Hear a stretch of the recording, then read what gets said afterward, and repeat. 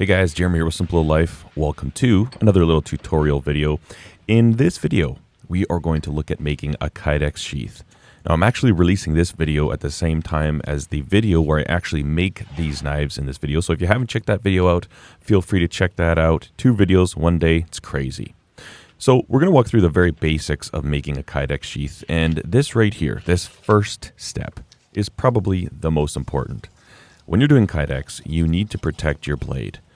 You know, often when you're trying to fit things up, if you're squishing the Kydex on, if you have the slightest little bit of abrasive dust from your sanding belts or something like that inside of the sheath, a lot of times that will just destroy your blade while you're trying to fit this up. So definitely tape it up. The other advantage to taping a blade like this is to give it some clearance so that after you've pressed the Kydex, you can take this tape off and there's not really a tight fit on the blade itself.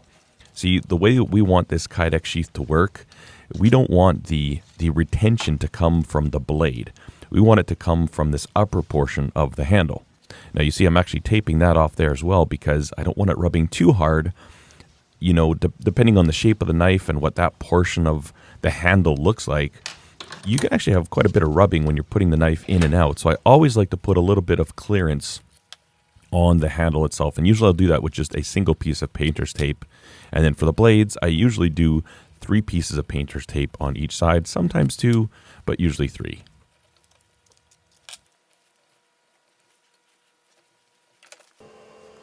Now that we have it all taped up, we are going to measure out our size of Kydex that we're going to need. I'm going to do a taco style sheath, so I basically end up using a 5" by 5" square. I end up cutting 2 squares here because I'm making 2 sheaths, and the Kydex kind of cuts like drywall. You essentially just have to score it on one side, and then you can just snap it and it breaks in half.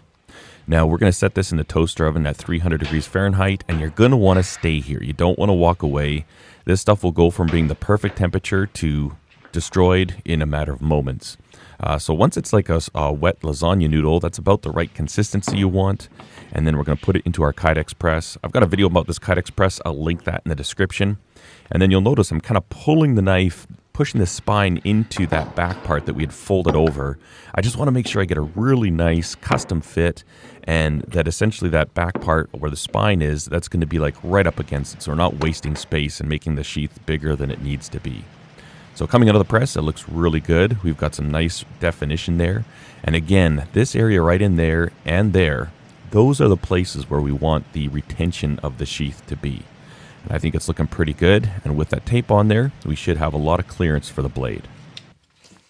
Now this part can sometimes be difficult because it's hard to see where the edge of the blade is.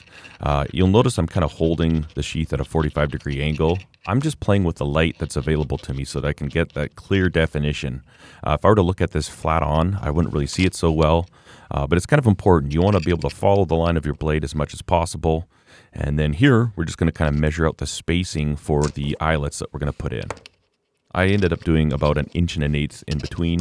Obviously, depending on the size of the knife and how many you actually want there, you can adjust it. But I feel it's important to actually measure it out and try to get it fairly consistent. I'm just going to use my automatic center punch and put a couple of marks in there so that we can have a good start to our brad point drill bit. And I also like to use a 1, 2, 3 block, just so that I'm drilling nice and straight through, and that sheath isn't causing the sheath to actually sit crooked on the table. Once we've got those holes drilled, we're going to clean them up a little bit. I just use a handheld countersink deburring tool. Works really well. Clean up the outsides, the insides. And then at this time too, since we're going to be putting the rivets on, I want to make sure I use eraser and get rid of all my pencil marks. I find pencil works really good on Kydex. You can see it just good enough, but it also cleans up really easily. And then also check the inside of your sheath too. Make sure the inside is nice and clean. A lot of times there'll be burrs on the inside parts of the hole, so I usually clean that up with a little sandpaper or a razor blade. And then these are the eyelets that we're going to use. They're basically brass and they're powder coated different colors. You need to buy them sized for the Kydex. You see that amount of stick out right there? That's about just how much you want. And they make different sizes. The Kydex that I'm using in this one is a 0.63 thousandths of an inch. And so I make sure I match the rivets to the thickness of Kydex. And this is the press that we're going to use. I picked up all this stuff. I'll put a link in the description below to knifekits.com. That's where I get all of my Kydex fasteners, hardware, tools, all this stuff. So essentially we'll just put these rivets in, and we put the flared side down, and the bottom die there actually matches the profile and the contour of the flared die, and then the top one kind of creates its own flare as you press it into the press.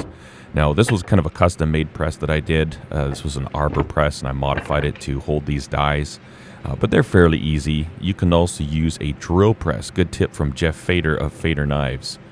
He just chucks up those dies in his drill press and uses it that way. So that's a really, really good option if you don't want to commit to making your own special arbor press thing. And once we've got those done, we're going to kind of draw out the final shape that we would like. I just kind of give myself some close lines, mostly just so I know what I'm doing with the bandsaw, and then I'll kind of finesse it and get it to look a lot better on the belt grinder, but this is just rough cuts. And I use a woodworking bandsaw. This Kydex cuts really nicely. It's not too hard on your tools. And I used to use my metal cutting bandsaw before, but I like the radiuses, the tighter radiuses I can get on this. So I've since switched over to using my wood cutting bandsaw. And generally, the shaping and the profiling is fairly simple from here. I just eyeball the distance from the edge of the Kydex to the eyelets, try and get everything to look centered, and put a nice radius in there. This is kind of a fun part. It's kind of like handle sculpting. There's no real right or wrong way to do it. You can kind of make it look however you'd like. And then usually all I will use is two tools. I'll use my flat platen and then one of these small contact wheels. And this is just to clean the inside part up where the little finger choil is of the knife.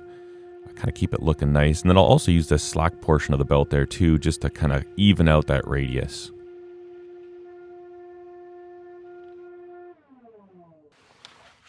And once we've got that done, I'll take a little X-Acto knife and I'll kind of cut out all these bits that have melted due to the abrasives. And then once we're done that, we will take some sandpaper and kind of do a little rough sanding on them.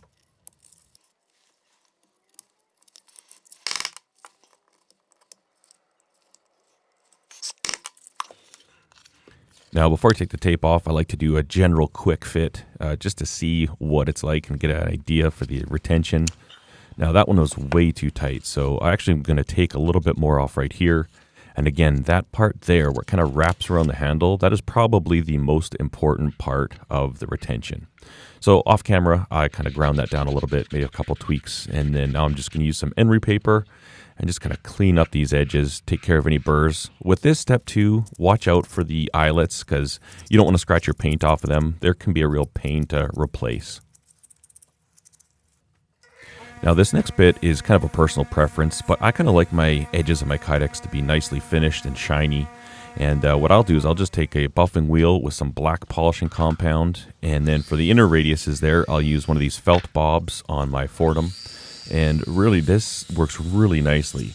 I like it because the edge ends up looking like a single piece of plastic, and be careful because you can melt this Kydex quite easily on the buffing wheel, but you know, some people like the look of this, a slightly more polished look. You can also just leave it sanded finish. It's totally up to you. So this is a rubber-coated nylon webbing, and this is what we're going to be using to get a horizontal carry on one of these sheaths. I'm actually doing 2 sheaths at a time, but I'm only showing one during the build process. At the end, I will show you a different version of this sheath. It's pretty much the exact same sheath, exact same knife, but with an option for a vertical carry. However, this one will be horizontal. I do also have a video on this webbing on my channel, and I'll put a link to that in the description. So this stuff works pretty good. You just cut it with a razor blade and then melt the ends with the lighter just to get any of that frayed plastic, mostly for aesthetics. I don't think this would actually ever unravel because it's all glued in there with the rubber. But all we're going to do with this webbing is basically wrap it around the sheath, and then we're going to put a hole in each end and essentially just bolt it on. Something just like that.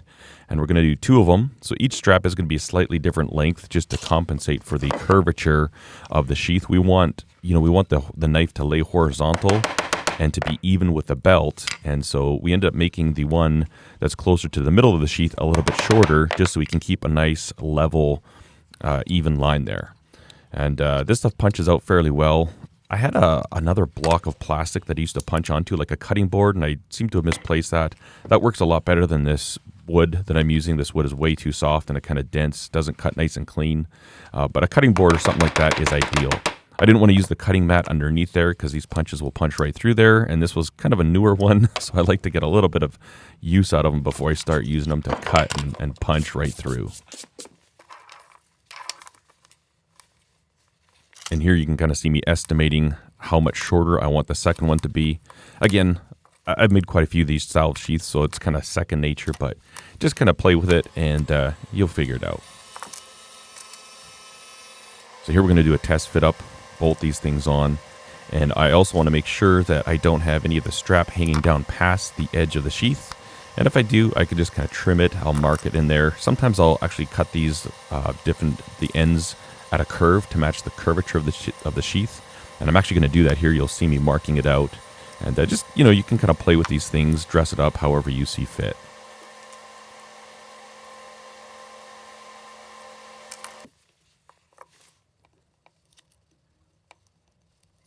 Now, before we put the straps on, I want to check the retention of the actual sheath itself. Sometimes the straps can add extra pressure, and so I want to make sure that the sheath itself is good.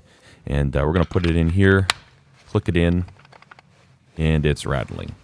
So we had a little too much clearance in there, and I'm not entirely happy with that. That's just hard on a knife over time. Same with this one here. This is obviously a different knife, but what I'll do is I'll just take my heat gun, heat up the Kydex with the knife in it, just to the point where you can kind of see it start to lose its shape. You'll see it kind of open up a little bit, and then I'll go and repress it without any tape on there. So now we're getting a really nice custom fit, and again, we've made sure that the blade was super clean. We had rinsed out the Kydex sheath, so there's no abrasives in there, so that's a big thing to think about. You want to watch out for all the abrasives when you're shaping and cutting. Those things can often get stuck inside the Kydex, and it's a heartbreaker when you go to pull a sheath out of Kydex and you see big scratches there, and there's a piece of abrasive embedded into the sheath. And typically when I assemble these things for the final time, I will use a little bit of blue Loctite. It is removable, but it just makes sure that it's not going to accidentally come undone, when you're walking around or something like that.